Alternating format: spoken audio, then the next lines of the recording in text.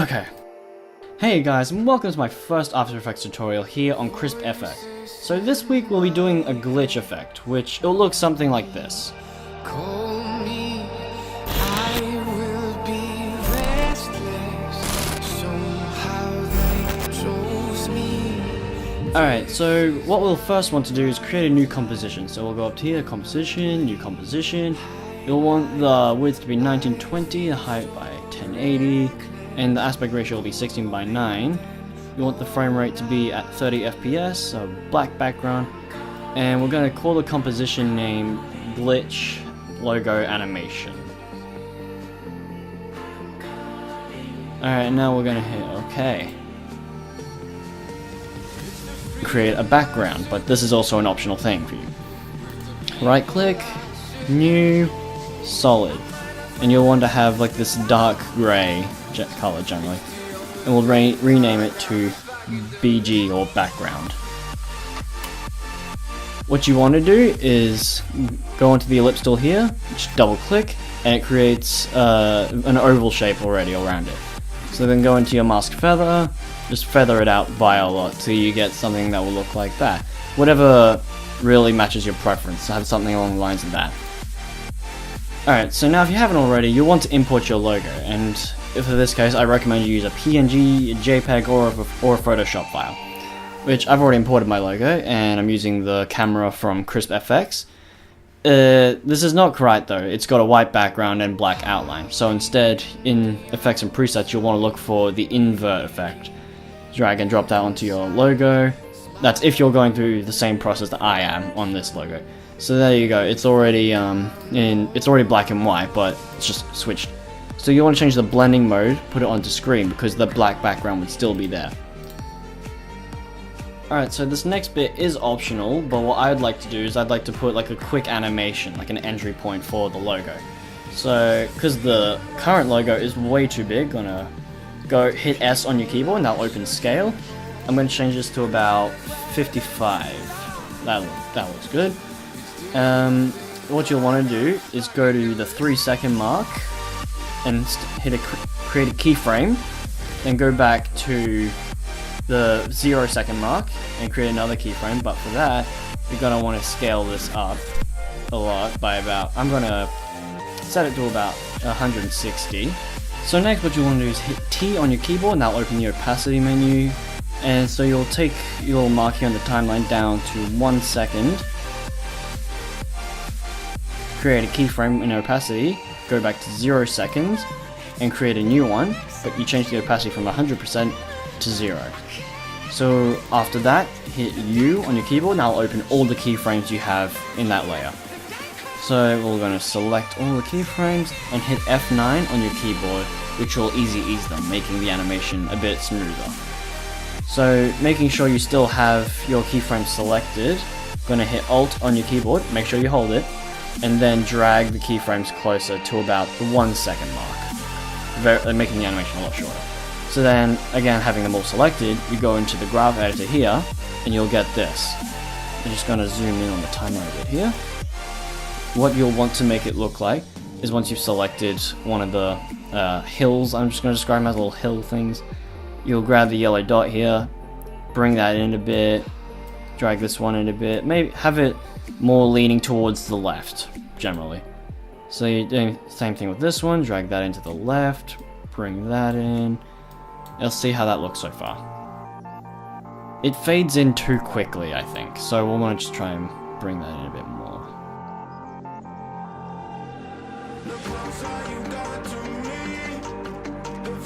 See, I like that, that looks good. So now we're going to want to import the glitch stock footage. I'll leave a link in the description where you can get glitch stock footage, and if you're wanting to follow along with this tutorial, or you just want the stock footage for any later projects. So now we're going to place the screen glitch stock footage on the very top of our timeline, but we're going to want to scale it up, because look how tiny that is. So scale up maybe about, 150. That pretty much makes up the whole frame. So next we're also going to want to turn off the sound and the video itself. Now we're going to create a new adjustment layer. So again, on your timeline, right click, new adjustment layer. go into effects and presets and look up displacement map. There it is. It's under the distort section. Drag and drop that into your adjustment layer. And in this displacement map layer, instead of going on adjustment layer, you look at screen glitch. So now you can mess with the horizontal and the vertical displacement. So next we're going to change the horizontal displacement to about 150 and the vertical displacement to about 120. Okay, that looks good.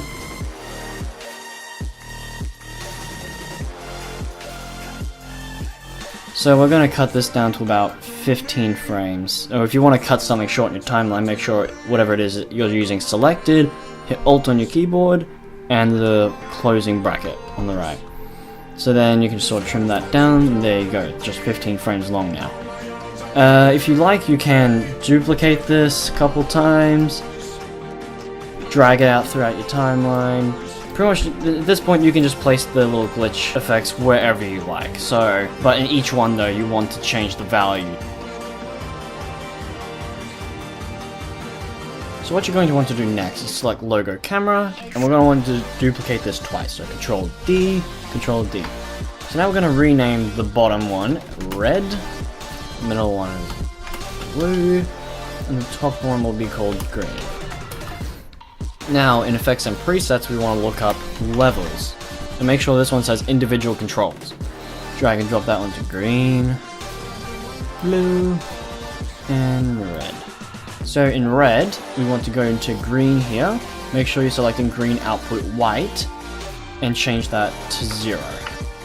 Now go into blue, change the blue output white to 0. And you pretty much just want to repeat this for the other two, because this is blue, go to green, 0. Then same thing with red. Then you're going to go here, into green, change the red to 0. Then go into blue, change that to 0. Alright, so now that we've done that, we want to create a new null object. So right click on your timeline, new null object. We're going to rename this to glitch. Next, in effects and presets, you're going to want to look up slider control. Drag and drop that onto your glitch layer. Make sure that you've got this panel open. Now go into red, hit P, and then holding Alt on your keyboard while left clicking the stopwatch icon, you'll get this little expression menu. You'll want to type this: wiggle, bracket, 10, comma. You'll want to grab, oh, that panel closed, so you'll get that up. Now going back to the expression, you'll want to click and hold this little swirly icon, drag it up here, onto slider. So now that parents that, we're going to want to close this expression doing another bracket. Alright, there we go. So now, that controls, the slider control now controls the red layer in offsetting it. Alright, so we're just about done, but now what we want to do is for slider control, we want to just create random keyframes for it. So maybe about here, we'll have it start off with 0. Create a bit of a minor offset. Then maybe at the beginning of this glitch, create another keyframe, make it more tame, go about there, make it go back to 0. Pretty much you can just do this all throughout your composition, create this offset however you like, whether it's major or it's minor, however you'd like it to be. Right, so now once you've created all your keyframes and put them wherever you want, I've personally put them into where you have one keyframe set to 0, then you have one that just goes crazy, and then you have one at the very end of the glitch that goes 0.